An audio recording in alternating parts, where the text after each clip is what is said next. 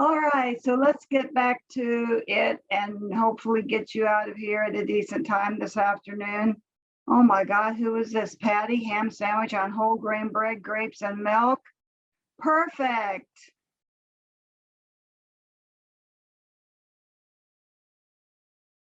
You guys are coming forth. This is kind of cool. I've never had people do this before. Okay, let's go ahead and get started talking about recipes. And on this first slide, I always thought it was kind of interesting that, as I said earlier, our middle name at Nutrition Services is documentation. So you can call me Donna Doc if you want. And it's interesting because we ask for all this documentation. I don't know really if it's so clear why we have to ask for all of this. So I thought a little clarification might help. On this slide, moving clockwise from top left, we see a menu, then there's a production record, a CN label, and a school recipe. Now we ask for all of these parts of documentation because these documents give us a complete picture of the foods you're offering, the portion sizes, and it tells us if meal patterns are being met. So on the next slide, let's talk a little more about what each of these documents does for us. The menu. Basically, at a quick glance, we can tell us what meal components are served. The production record, how much to prepare and purchase, so there's enough food offered. The production record, Erica is going to go over those with us later today, and it's really important to have complete production records because that backs up a lot of documentation for what is purchased and making sure there's enough food offered. But you know what? Production records are much more than that. They also serve as a planning tool. They're also a communication tool for you and your staff to communicate with each other, and documentation. Now, labels, as Sean mentioned, complete labels tell us the composition of the food, and we need to see the ingredient list, the nutrition facts, and the CN label if it's a combination food item. And then we come to the fourth piece of documentation here, which is standardized school recipes, our focus of this part of the presentation. This is a complete set of instructions that provides crediting information for homemade items and foods assembled in-house. So you should have a complete set, organized set of these four parts to complete the picture to document that you are meeting meal pattern requirements. So let's dig into recipes a little bit more on the next slide and start our conversation about standardized recipe. What is a standardized recipe? It's basically a complete specific set of written instructions for cooks to produce a consistent, high quality product. This recipe you should be able to assign it to anyone on your team, and each person would make it with the same consistent results if the recipe is followed exactly as written. And what we have to remember here is that students are basically your customers. They want a consistently delicious meal every time they go to the cafeteria. And have you ever changed something in your recipe or something in a food and heard about it later? I know a lot of people have.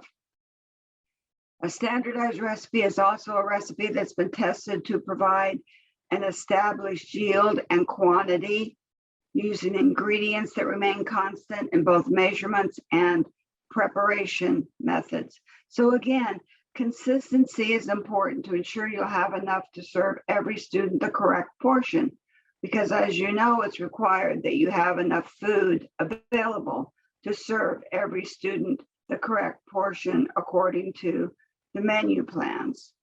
And it also relates to food cost control. And boy, we're really concerned about that again this coming year, because you know the exact amounts and types of ingredients, and you can accurately calculate your plate cost and plan purchasing and storage needs and prepare only the amount of food needed, which reduce waste. So that's a good thing. Just wanted to make a note here about the terms quantity versus standardized recipes. These two terms are used interchangeably a lot, but there really is a difference. Quantity recipes are written to prepare large amounts of foods, but they may not be tested and standardized for your ingredients and equipment and preparation methods.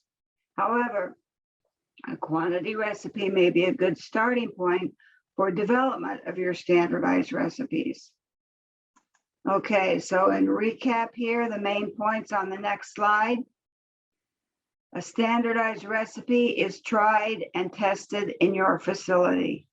It's you standardize it to your facility. It's verified for accuracy, for the number of portion sizes. It will create crediting yield of the entire amount, and it's adapted for your operation. Again, how many portions do you need? What if you need to change ingredients? What if you need to change preparation methods, or you don't have a certain type of equipment? All of those changes make it standardized to your operation. And again, it's required for meal pattern compliance and nutrition standards. So in looking at the next slide, we see an example of what can happen when portion sizes are not controlled. Portion control is more important now than ever with rising food costs. And here we have a beef casserole, looks a little bit like lasagna, that is supposed to yield 25 servings per pan to meet the nutrient requirements and the meal pattern.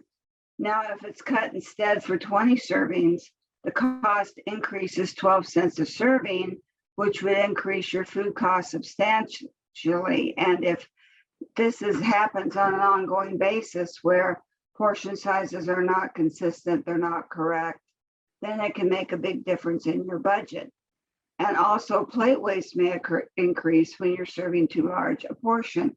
And this is kind of an extreme example. I bet a lot of you don't have 600 servings per day and 60 school days you would serve the same meal.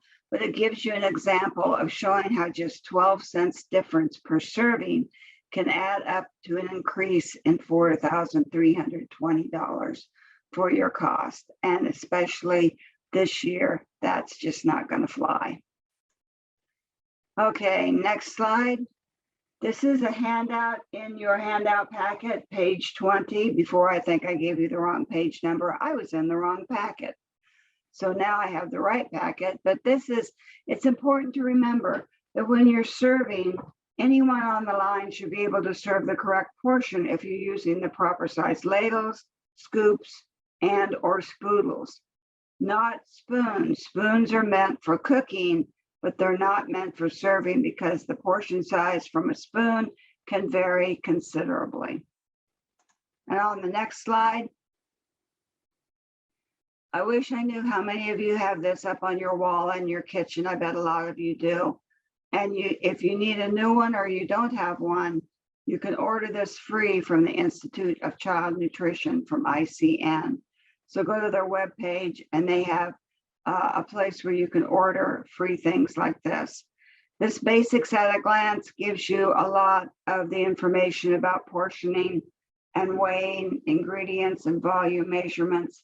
And it's just a really good guide to use for developing a standardized recipe. So you might say on the next slide, well, why is this so important, Donna? Well, what menu items need standardized recipes? All menu items should have recipes, and every recipe used in your kitchen should be standardized. And this is something that maybe you think, gee, I've got to get going on this if I'm going to make it to do this before school starts. And it's a much longer process than that. So the reason that it's important to have standardized recipes for all menu items, let's say you're making peanut butter sandwiches from scratch. You're not using the Uncrustables because Donna said she didn't like them. And you thought, well, if it's not good enough for Donna, I'm not going to make it. Okay, so you're making your own. But how are you going to ensure that you're going to get the same amount of peanut butter in every sandwich? Use the same type of bread. Meet the crediting that you say is on the recipe. You have a recipe so that you know each sandwich should have 2 slices of bread, 2 tablespoons of peanut butter, and so on. And kids don't like to see one chef salad way bigger than the other one, the one their friend got. So you need to have consistency there too. And with chef salad, remember, don't forget the grain item. Cooked broccoli? Seriously? Yes. What if you add a certain seasoning, a certain herb or spice to your broccoli and the kids love it? Don't you want to document that so they keep coming back because they go, we're having that broccoli again today? It's probably an extreme example, but that really is important. Even small things like that, it's good to have them written up. And how much broccoli should you put in each pan, and how much should you prepare for the number of students you have. If all menu items have written procedures, it produces a safe, high quality product with accurate portion sizes and crediting. So it's very important. Now in 162, slide 162, whoops, the next slide, I guess I should say, get fixated on numbers. So, handout number 20 on page 21 in your handout packet. This is a handout that's on our website. This is the top half of the handout, and it says this is the information standardized recipes must include, and it lists them and explains them. I would rather go to the next slide and look at the bottom part of the handout, because this is where you can see, while we're talking about this, what exactly we're talking about. These are the components that are necessary. It needs to have a recipe name, how many servings, the ingredient list in order of use, and the amounts. For this recipe, they're giving us the amounts to make 50 servings or 100 servings. The directions, the serving sizes down below, the ingredient list. And if you have different grade groups and you want to serve them different amounts, then you can do that. Add that information. The total yield in number 6. Number 7, serving utensil. If you have those serving utensils listed on your recipe, then anyone could come in, and if a volunteer comes in, for example, and is helping you one day, helping you serve, then he or she can pick up that ladle and know this is the right serving size for this grade group. Then you have meal pattern contribution. This is super important because, again, we need to know how all of these items credit, how they contribute to meal pattern. That's what crediting means.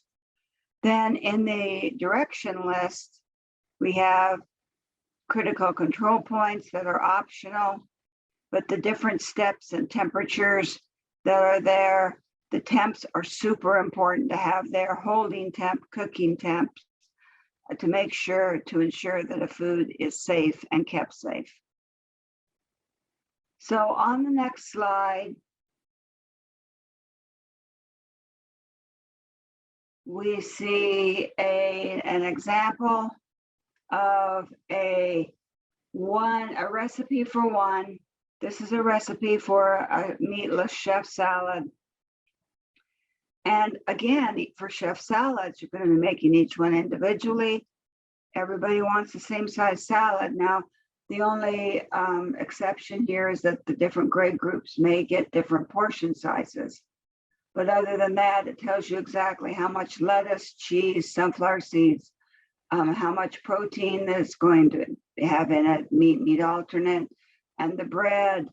And this one says you're going to give them 1 ounce of croutons and 1 ounce breadstick, and that grades 9 through 12 get both of those, but grades K through 8 only get the croutons. And then you see the crediting information below. So that is a really good example of a recipe. All deli sandwiches, hero sandwiches that you make in-house, they all should have a standardized recipe. And the next slide shows a great example of a standardized recipe. This is from the Healthier Kansas recipe group, and I do have a handout for you in your packet that we'll talk about in a few minutes that has this site listed on it, so you can go get these recipes. And they have standardized it for Kansas schools, but you need to make this recipe and use your own equipment, make your changes, your ingredient changes to make it standardized for your operation. So this is just a great example of a complete standardized recipe. And that is also, that's handout, that's page number 25 in your packet. Okay, so the next slide, we're not going to spend a lot of time on this one because it talks about steps in standardizing a recipe. Standardizing a recipe, learning how to do this and doing it correctly takes hours of training, and we obviously don't want to keep you here till midnight. And I obviously probably cannot talk that long. So we're just going to show this to you because this again is a handout number 26 in your packet, and it gives you the steps and gives you more information about how to standardize a recipe. And then on the next slide, we have an example on our recipe webpage. We have some templates for standardizing recipes that you can pull off. You can get started, you can put the information in these templates now and fine tune them as you go along, as you're creating your own standardized recipes for your facility. The next slide shows you some of the sources of standardized recipes that are on the handout that you have in your packet. And because I won't be able to tell you the page, it's page 27. A lot of these are from different states, Kansas, Iowa, Washington State, Ohio, Connecticut, along with the School Nutrition Association, USDA. There are a lot of sources for recipes out there. And I know some of you are more interested in cooking some things from scratch and doing things like that. And these are great resources for you.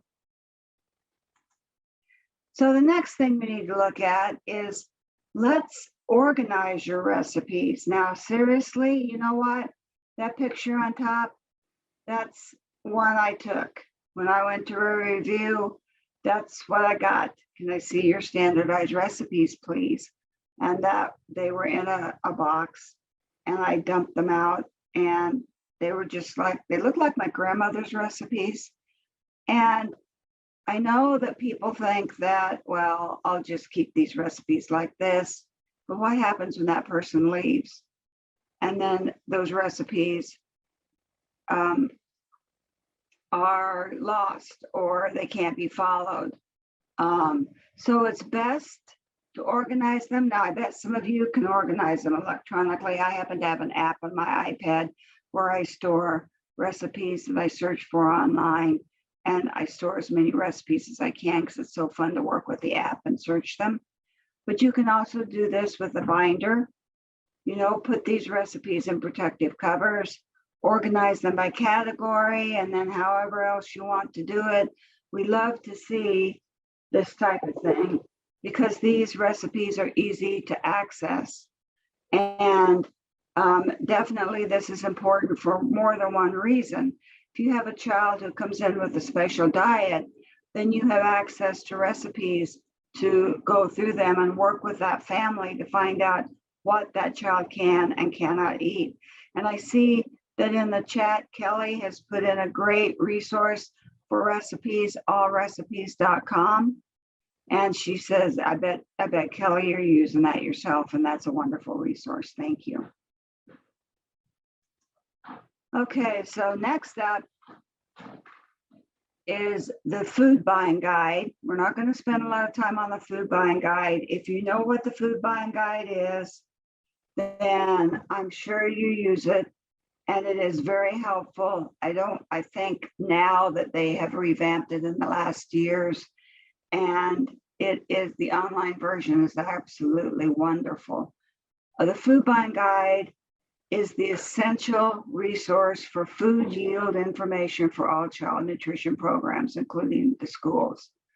You can find yield information for common foods, You can use food yield information to determine your program needs and make sure you purchase the correct amounts.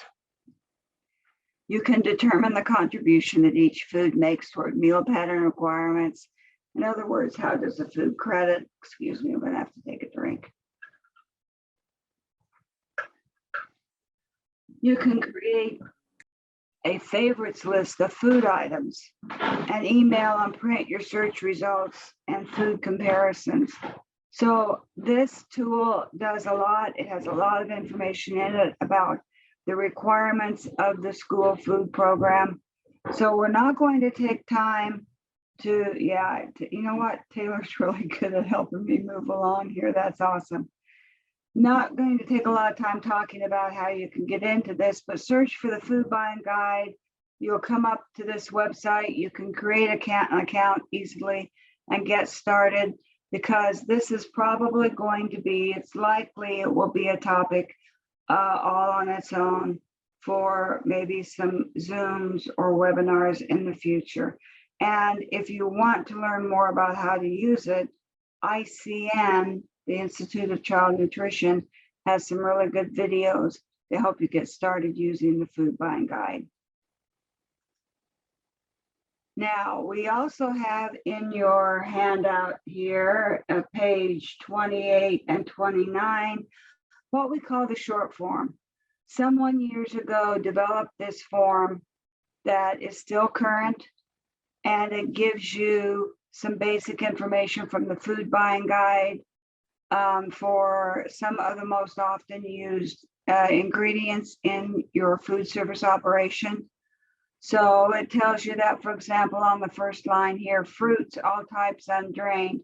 If you purchase the number 10 can, you're going to get approximately 24 1/2 cups per unit per can. So this gives you a really quick guide to use that gives you a really good estimate. It's not going to be exactly the same for all fruits, but it's a pretty good estimate of this. And so not only do we have some meat alternates, some fresh or frozen meats, some canned meats, and canned vegetables, and so on. So that's a good resource. And then on the next slide, I just want to let you know that there is an interactive food buying guide that you can download to your phone or your iPad. And as it says in my notes here, it's also mobile, so you can take it with you. And I know who uses this for sure. Erica uses this when she goes out on reviews. I know she's talked about it. I just want to mention too that I did forget to mention the great tutorial videos under the help tab on the food buying guide website that can help you get started using it. So you might want to go check those out in your spare time. And thank you, Lauren, for reminding me about that. Okay, a little bit about HACCP. Now, you know what? Beth Haas, our HACCP expert. She is going to be putting together some sort of update on HACCP that she'll have out to you later, sometime later this year. There have been some changes made to HACCP, so we're just going to gloss over a few of the things to talk about here. HACCP, as you know, is a written plan. It's a food safety system that follows the flow of foods from purchasing all the way to service. And that includes receiving, storing, prep, cooking, holding, cooking, reheating. So it actually follows the flow of foods through all those steps to ensure the safety of the food. And it focuses on time and temperature for safety foods and how they are handled through the flow of the food. Okay, so they're looking for any biological, chemical, or physical property that may cause a potential customer health risk, or in other words, a hazard. And HACCP stands for Hazard Analysis Critical Control Points. So that's what they're looking for at each step of the process. So if it's carried out correctly, the end product that you will get is safe food. And that's the purpose. And that's a very, very important thing. You're feeding a lot of young children, and they are, it's very important to keep the food safe for anyone, not just them, but for everyone. But they are a susceptible population. The written plan of HACCP, we do have a list of requirements for the written plan, but I'm not going to go through all of this because I think that you can go to our HACCP website, and if you don't have your plan put together, then you can go and get some help, or you can ask one of the program specialists where to find guidance, because we do have a guidance manual on our website. We do have a link to the Nebraska Food Code and a lot of other information that Beth has compiled, and she's put new information together. One of the things you'll hear us talking about a lot is standard operating procedures. And those are food safety procedures that apply to your food service operation. And we have a list of those on our website also. So next slide tells us what HACCP records need to be on file.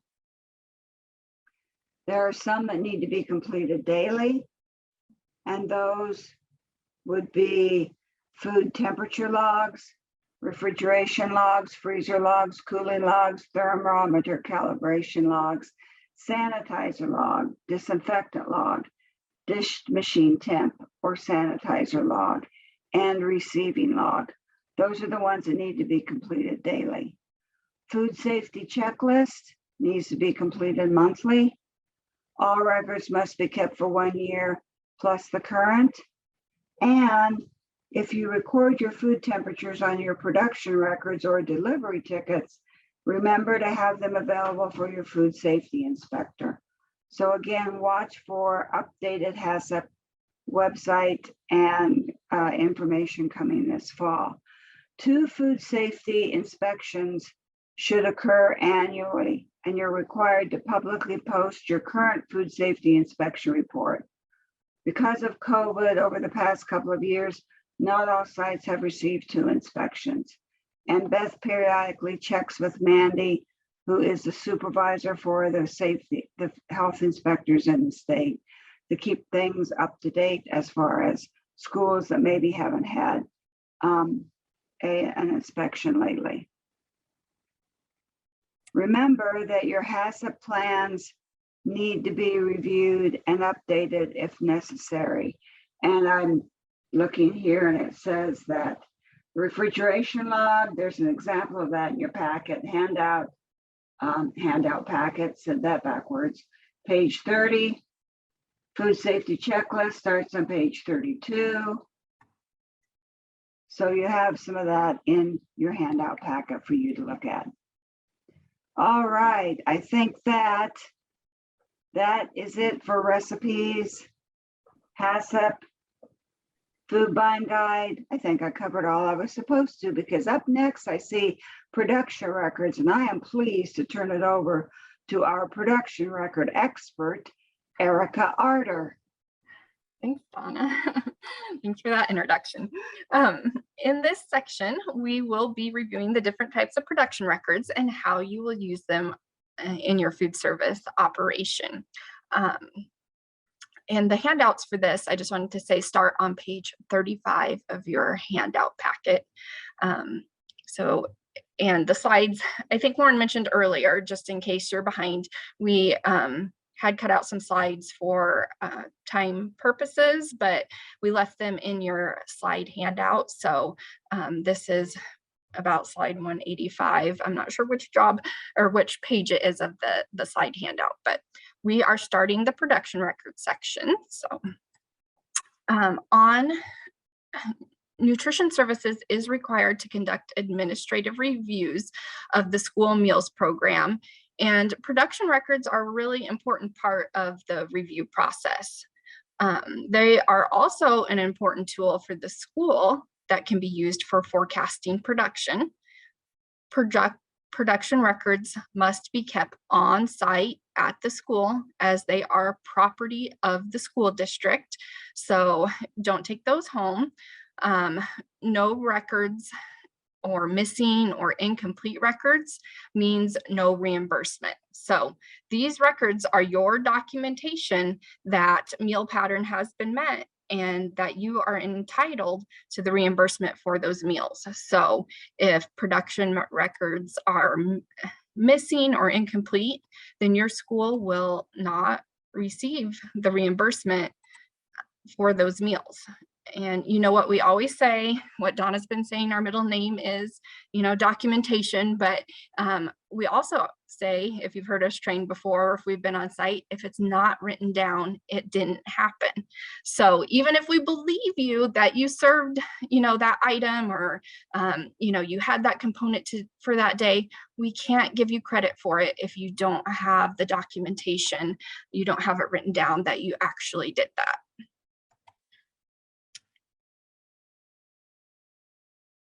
So all foods, including condiments, must be recorded on a daily basis.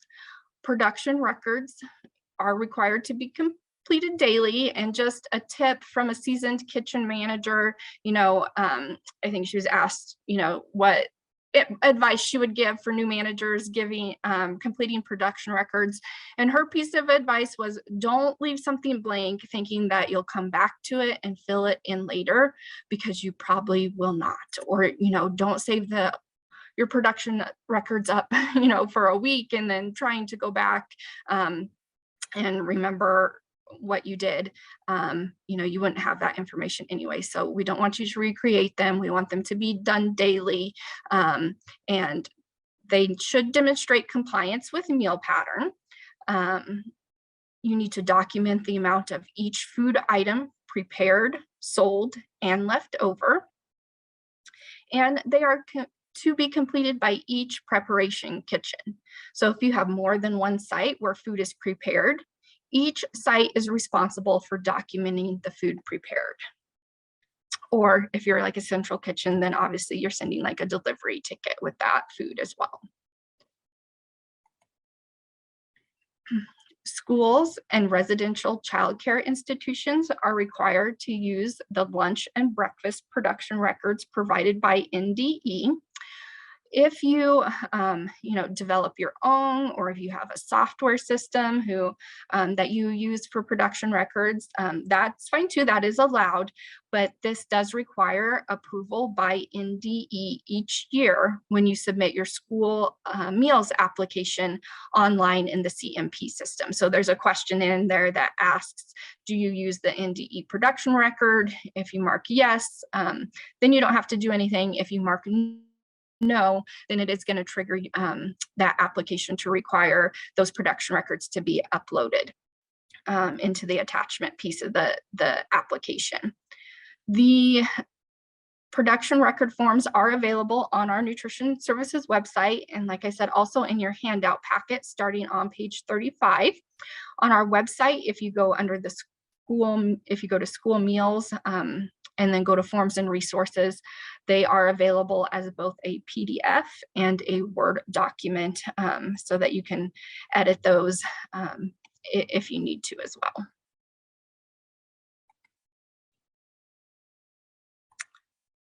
There are a few different types of production records available. You have the standard breakfast and lunch, and these are what are used by the majority of our schools in Nebraska. There's also a multi-day production record, and this one has, a lot of different uses. It's a way to track items that are set out on a regular basis. So a good example of this, or where I see this one used a lot, is for your fruit and vegetable bar. There's also a single day production record, and this one's primarily used for specific food bars that are kind of in addition to your regular line. There is a delivery ticket, and that's required for schools that get their meals from another location. And then we also have added a multi-day milk tracker, and we will go over an example of this, but it's just a way to track your milk counts by type for breakfast and lunch. So one way that you could organize these production records would be putting them in a 3-ring binder. You can have a separate a separate binder for breakfast and one for lunch, and then every day just file that most current production record on top. You can also, like I said, if you have a software system or something, or you want to store them electronically, that is also acceptable. Just make sure that you have a backup for those production records. So those are being backed up offsite somewhere so that if something happens, to your computer, you can pull those records up again. Just a couple of reminders for production record reminders for school year 22-23. The first one is that milk recipes are no longer allowed. So no more milk recipes. We mentioned this in training last year, and we're kind of, starting to transition, but this year, no more milk recipes for sure. So milk must be counted by type for both breakfast and for lunch. And then also with the transitional standards for the grains, we would appreciate if you would indicate items that are whole grain rich with a WG-R, or indicate that somehow on your production record, which items you are serving that are whole grain rich, to make it easy to tell that you're meeting that 80% whole grain rich requirement.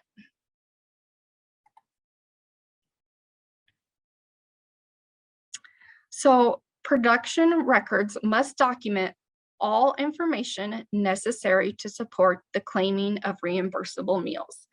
This is your documentation that all menu items are listed and all required meal components are being offered, that you are meeting the milk, whole grain rich, and vegetable subgroup requirements, and that you're also meeting the weekly quantity requirements for grains, meat, and meat alternates. In addition, Donna kind of went over this, but if you're recording your time and temperature for HACCP so that you can tell that those foods were served and held at safe temperatures, you could also recording the product brand or the number or the school recipe. This could be important if there's a recall of an item. You would want to know, did I serve it and which day did I serve it? So you could look back at your production record and see when you served that item. You also want to record the amount of food prepared and how much you left over. That's obviously an important planning tool for your school to see, did the students like this meal? Or did they not? Is there a bunch left over? You also need to record a la carte, adult, and other non-reimbursable meals, including the number of portions for each of these food items. And then also the condiments served as part of the meal should also be included in your production records.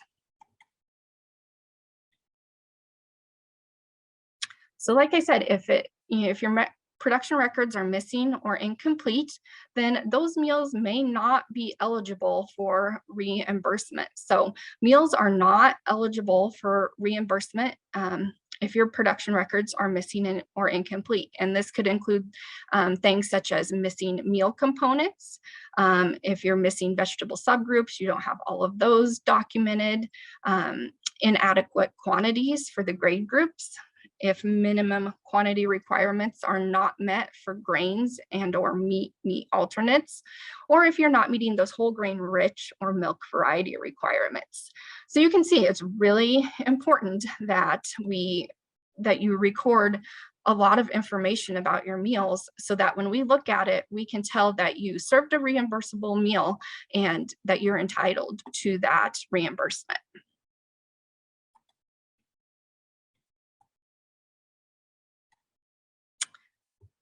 Up next, we're going to go over some samples of production records, and these are also available in your handout packet if you want to follow along with those. But the first production record handout is a sample of a master copy that you could create. So you could pre-print some general information and those items that are available daily before you make copies, and that could save you some time and your staff some time and make filling these production records out, you could make it a little bit easier if you don't have to write those things that you serve every single day on a regular basis, if those are already on there. So on this master copy, you can see the information pre-printed and highlighted in blue. So the school name is up there on the top left-hand corner. The year, they've marked if offer versus serve is being utilized and for what grades. And they have left the top line blank under the menu to record their daily entree. And we can see in this example that they offer a deli sandwich and a chef salad daily, along with the fruit and vegetable bar and milk for all grades. Be sure that the headers listed at the top and along the side match up with the grade groups you serve. Those headers can be changed. Like I said, there's a Word document or a PDF available. So if you serve the same menu portion sizes to K through 8, you could change those headers to match K through 8 instead of K through 5 and 6 through 8 if you'd like to do that, so you don't have to write 2 different columns. This is an example of a lunch master copy, but you could also do this for the breakfast production record too. You could create a master copy for breakfast as well. This is the bottom half of the daily production record, where you're going to record the amount of food you prepared and what was left over. Now, notice that it's divided into the 5 food components required to be offered for lunch. So as a menu planner, if you don't have something to record for one of the components, something's probably wrong with your menu and you need to go back and double check your menu for that day to make sure you're offering all 5 components.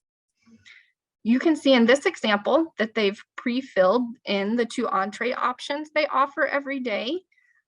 Since they have a different type of deli sandwich each day, they've just left a blank space there so they can record the kind of sandwich. And in this example here, the 2 entrees are prepared using a school recipe. So you can see they've abbreviated that SR for school recipe.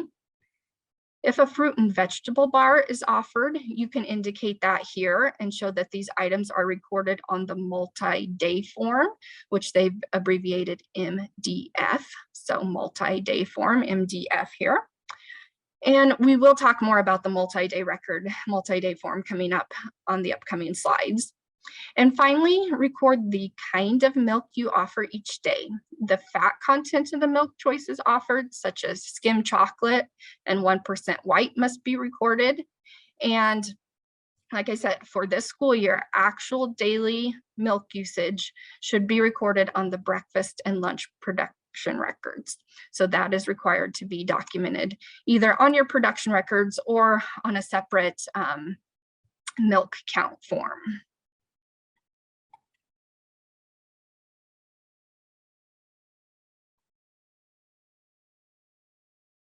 So let's go through this example of a daily production record and talk about what needs to be recorded on a daily basis.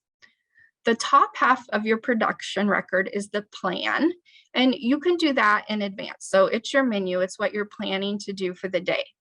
If you already have the information filled in from a master copy, like we just talked about, then the first step is to record the planned number of student and adult lunches in the top left-hand corner. The second step is to record the menu for the day. So make sure you record all entree items, especially if you have more than one entree choice. On this day, students can choose from grilled chicken on a bun or a chef salad.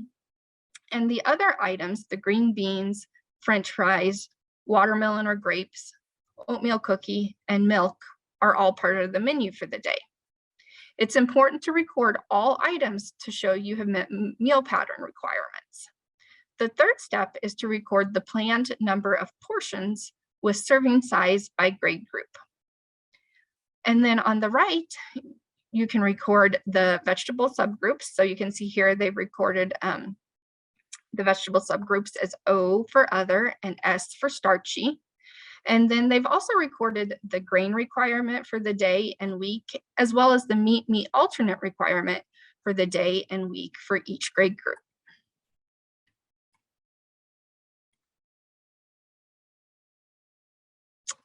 The bottom half of the production record is where the total quantities of food prepared, sold, and left over are recorded. So in the first column on the left, that's where you record the food items used. The second column is where you indicate if a school recipe has been used, or record the product brand and number, or indicate if the product is a commodity item. Now here I want to point out that when we say product brand, be sure to record the actual brand and not the distributor. So, Cashway Distributing, US Foods, Cisco, those are your distributor, not the product brand. These distributors can have several different brands of, say, a chicken nugget, and we need to know which brand of chicken nugget it is because it may credit differently towards the meal pattern. So here you can see the brands listed like Tyson, Sara Lee, Generation 7, and Highland. Those are the product brand names. The third column is where you record the total amount of food prepared by recording the number of servings or pounds.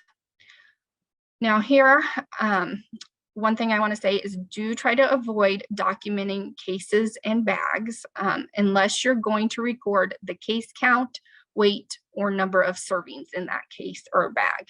That's because these, the bags, they vary by brand. And as a reviewer looking at your records, I don't know the amounts in a case or a bag unless you tell me. So in the fourth column, you'll want to record the number of seconds or a la carte sold. And in the fifth column, record the amount left over. In the leftover column, you'll want to use the same units to record the amount that you used to record the amount prepared and the amount left over. So let's look at this example, starting with the meat alternate component section. And they have listed the grilled chicken. It is a Tyson product, and that's the product brand name. And they have prepared 275 that are each 2-ounce portions. Be sure to record the unit for the meat alternate. So either how many ounces for each one or the total number of pounds that you prepared. And they sold 15 seconds and there were 5 left over. The chef salad was a school recipe and they prepared 10 for grades K through 8 and 10 for 9 through 12. None were sold, and the number left over is recorded in the last column on the right. The next component is the grain component. In this section, indicate if the item is whole grain rich with a WG-R. And for this school year, remember that 80% of the items recorded in this section for the week should be whole grain rich if you're crediting those grains towards the meal pattern. And it is also helpful to see how the items credit on the production record. So for the meat alternate and the grains, if you can document that the meat alternate credits for 2-ounce equivalent, and the grain, the bun is a 2-ounce equivalent bun, that is extremely helpful to be able to look at your production record and just tell that that you understand the meal pattern and that you recognize that you need to have, what you need to have for meat and grains. So in this example, we have a whole grain bun for the chicken sandwich. It's a Sara Lee product, and they have 275 2-ounce buns. None were sold and 20 were left over. They also had a whole grain rich oatmeal cookie. A school recipe was used and 280 1-ounce cookies were prepared. 20 were sold and 15 were left over. Fruits offered for the day were watermelon and grapes. For fresh produce, you don't have to record a brand name, and you can see the amount prepared and left over was recorded in pounds here. Vegetables prepared were green beans and French fries. And notice the amounts prepared and left over were recorded in the same unit, which is important to determine the amount used. Also notice the green beans, they specified that they used 5 number 10 cans. They didn't just say 5 cans.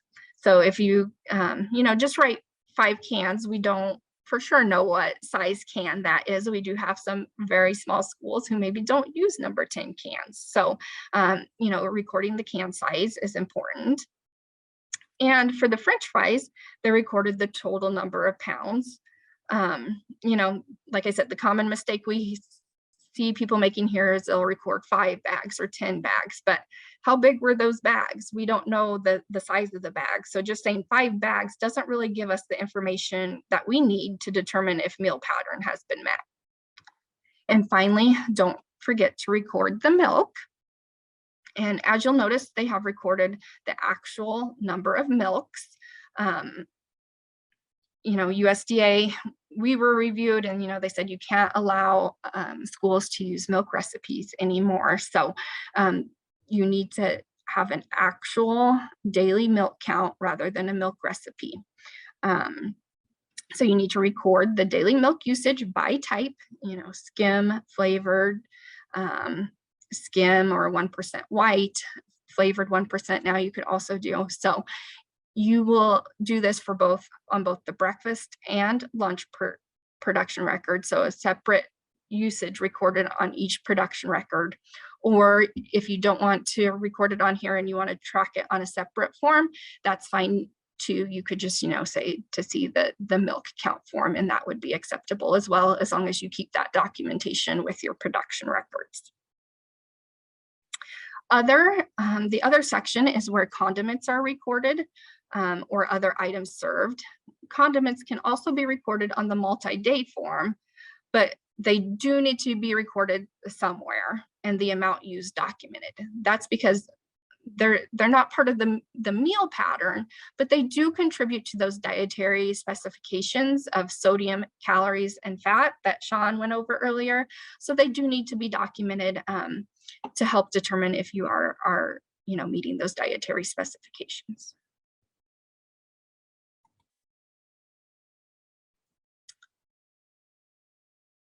Okay, now let's look at a completed breakfast production record.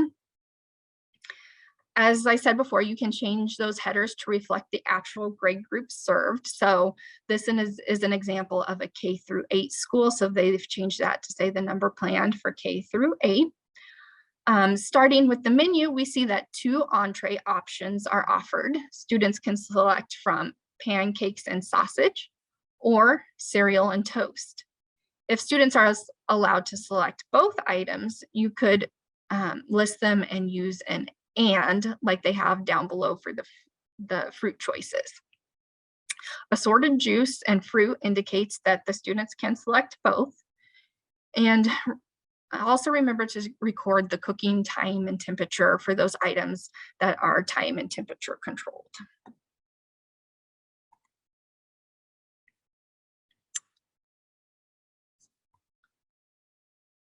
This is the bottom portion of a breakfast production record. And just like lunch, you have the columns to record the food items used, the product information or recipe, the total amount prepared, and the number sold, and what was left over. Notice that they have listed, the different kinds of juice, cereal, and milk in this section. And we often get questions if you can just list assorted cereal or assorted juice, and that is acceptable, but you do need to have that documentation on file for an administrative review. We need to know which cereals those were, and if you're following the HACCP meal pattern for pre-K, which Lauren will talk about here in a little bit, then we do want you to list those types of cereal, as that meal pattern has certain restrictions on the amount of sugar that can be in the cereal. So, and it may be helpful for like the juice, if you set out, if you know a par level. So if it's helpful to record, the types, then you can certainly do that as well. And once again, for this school year, you're required to record the daily milk usage by milk type. And once again, like I said, on both the breakfast and lunch production records separately to record, the amount of milk you used at breakfast and the amount of milk you used at lunch. Some schools do like to use the multi-day form to track cereal usage, and you can do that as well.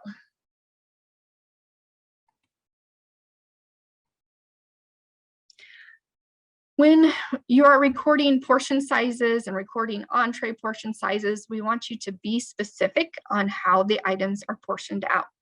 So in this example, the spaghetti with meat sauce, recording 1.5 or 2 ounces probably would not be the correct way to record this. It may credit for 1.5 or 2 ounces of meat alternate, but that's not how it's served. So if the spaghetti and meat sauce are combined and served together, you could record the portion size from your recipe, as shown by the 3/4 cup for K through 8 and 1 cup for 9 through 12.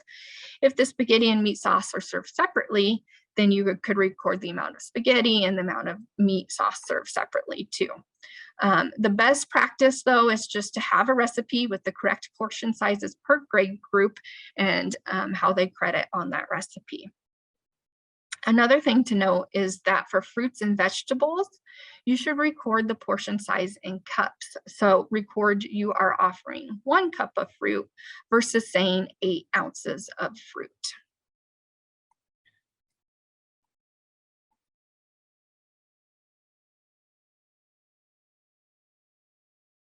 This production record shows how you can document self-serve if you have items that you allow students to self-serve rather than serve a portion size. So this is an example of a school where the elementary grades are served everything, and then the secondary students serve themselves the fruits and vegetables. So that is recorded as SS. If you do have a portion size, then be sure to record that like they have on the K through 8.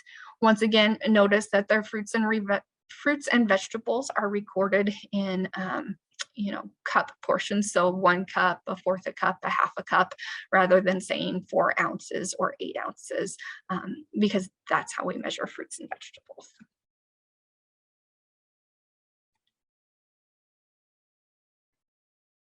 The next handout in your packet in the next slide is the single day food bar.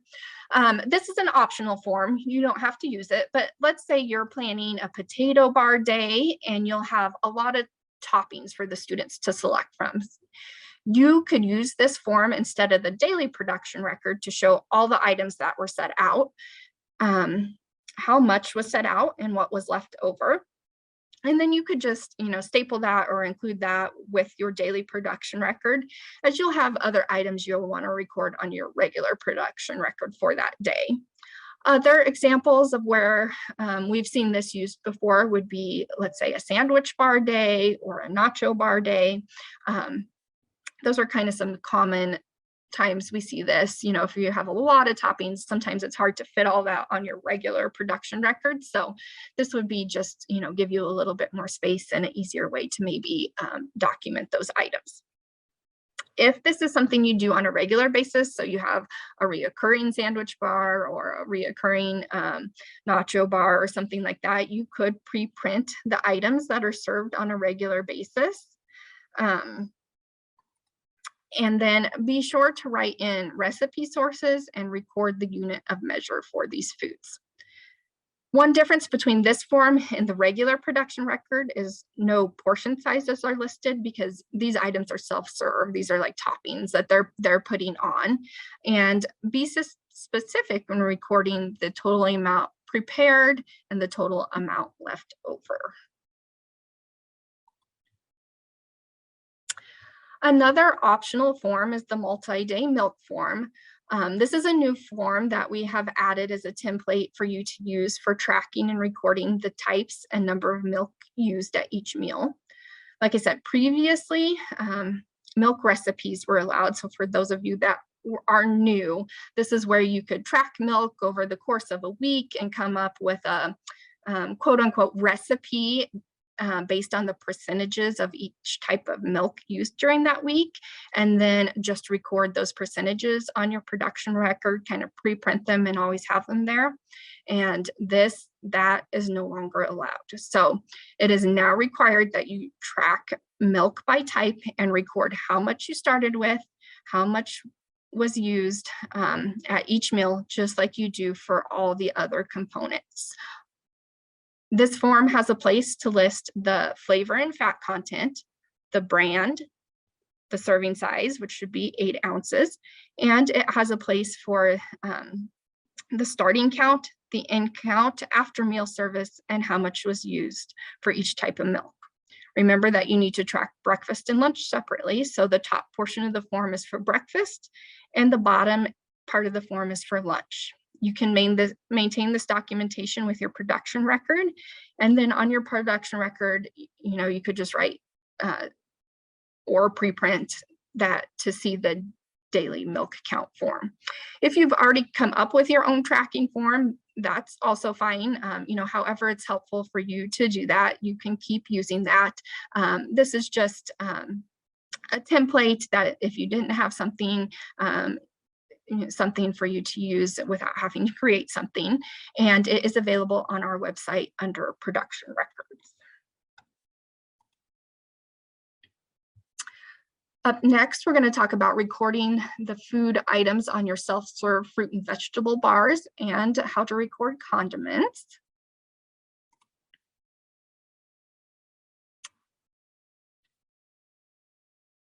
In your handout, you have an example of a multi-day form for a fruit and vegetable bar, or you could also use it for breakfast if you wanted.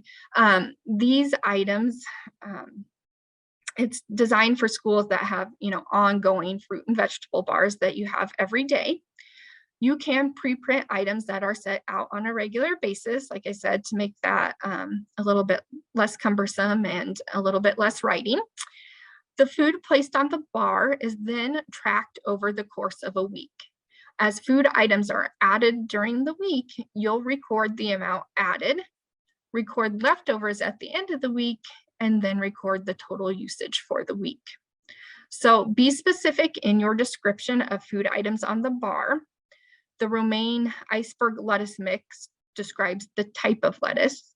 There is also a place to record the product information, vegetable subgroup, the unit of weight or volume or number of servings. And in this example, the romaine iceberg lettuce mix is a Dole brand, and it counts towards the dark green vegetable subgroup. It is being tracked in pounds. So remember, don't say 5 bags. We don't know how big that bag is or how much is in it. So on Monday, they put out 10 pounds of lettuce. Tuesday, they put out 7 pounds. Wednesday, 7 pounds. Thursday, 8 pounds. And Friday, 5 pounds. So at the end of the week, they had 1 pound left over, and they could then calculate the amount used for the week by taking the 37 pounds that they had put out minus the 1 pound left over to equal the 36 pounds used.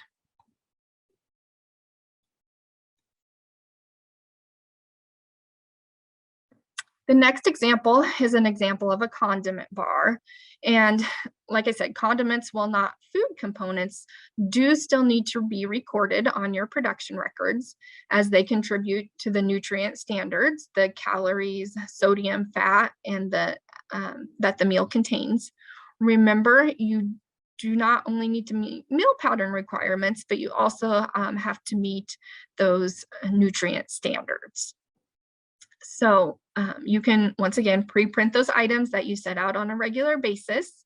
You can keep track of the items by the same process we discussed on the multi-day form. The product description, once again, is very important. So an example would be ranch dressing. Did you say, is it regular ranch dressing? Is it reduced calorie? Is it fat-free? A 50-50 mix? That all makes a difference for the nutrient standards and those dietary specifications.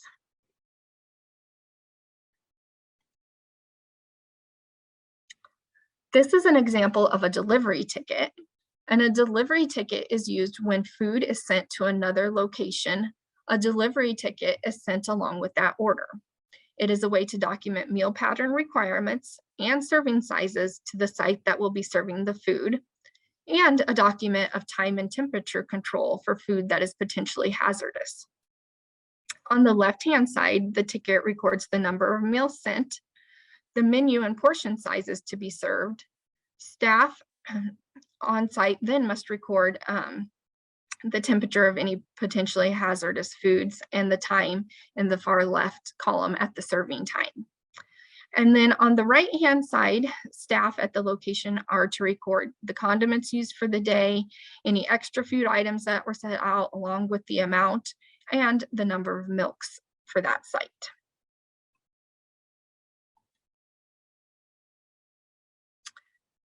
Completing production records can be a team effort. So this is a picture that one of our specialists took at a school. They have their production records on clipboards with pins attached. They have their breakfast and lunch production records color-coded on different colored paper. And this was just an easy way for these staff members to record food items and how much they prepared and how much was left over. As a food service director, it doesn't always have to fall on you, as your responsibility to complete the production records. You can assign that to your staff as well to help with the completion of some of this documentation.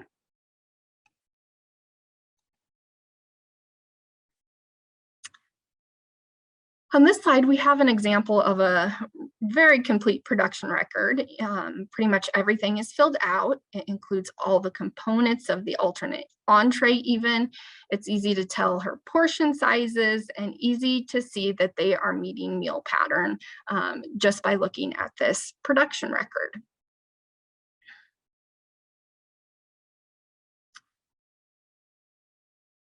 Once again, this is the bottom portion, and the bottom portion is very complete.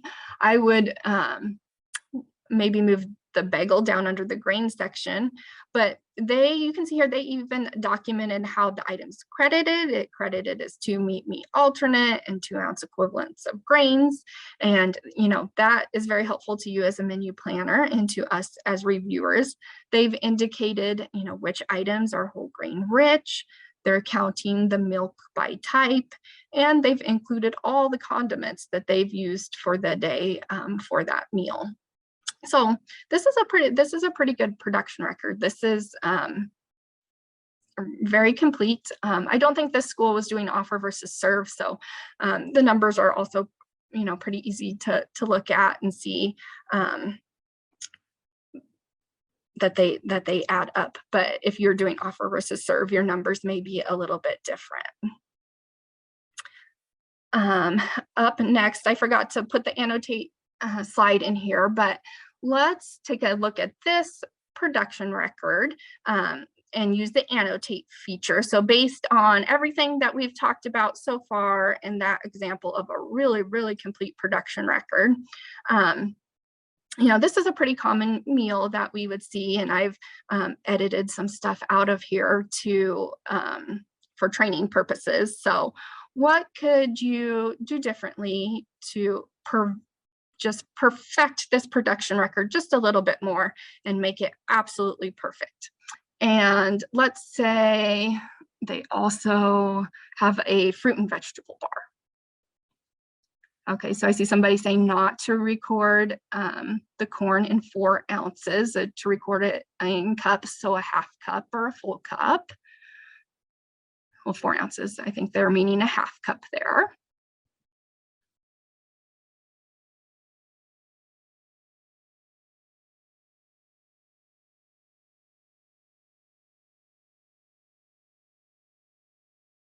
Anything else anybody sees?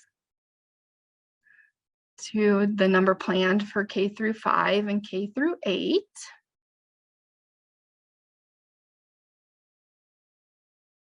Say a lettuce mix or like a fruit, maybe they have a fruit and vegetable bar daily, because right now it kind of looks like they might be short on vegetable for K for 6 through 8, but they're probably really not, because they have other they have a fruit and vegetable bar.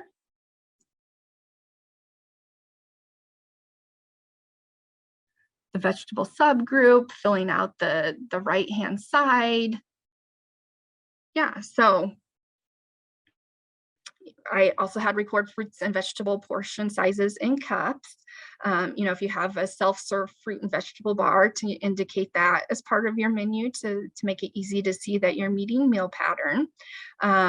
And then, filling in those subgroups, the meat alternate and the grain requirements on the right, and the vegetable subgroups.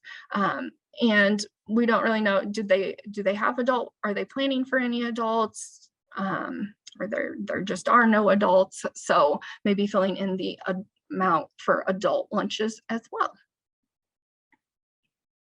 Good job, guys. Okay, let's look at the bottom portion. What could you do to perfect this production record and make it absolutely perfect? And once again, let's say that they do have a fruit and vegetable bar, but it's not recorded here.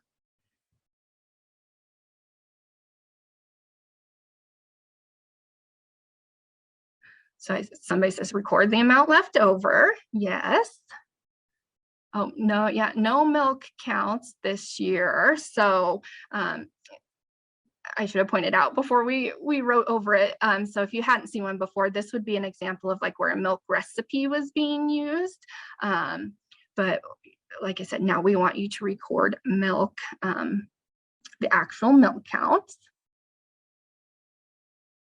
So the hamburger bun, is it whole grain rich or not? We don't know. Just by looking at this production record, we don't know.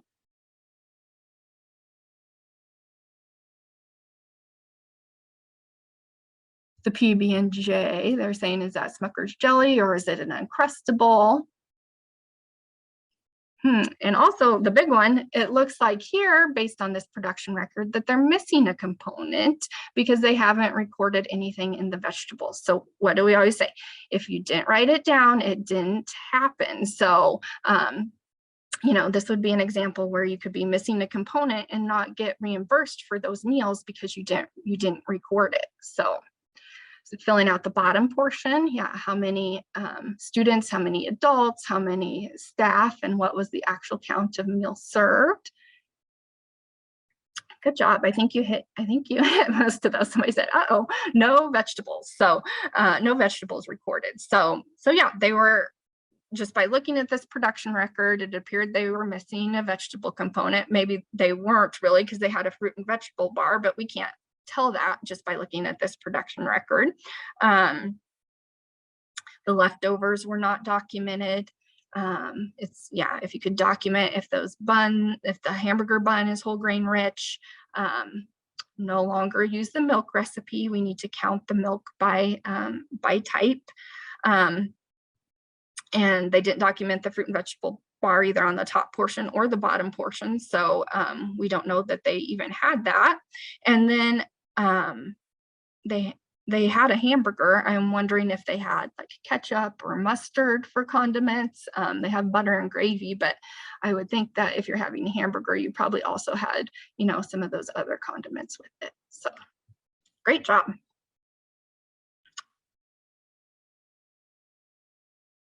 Okay.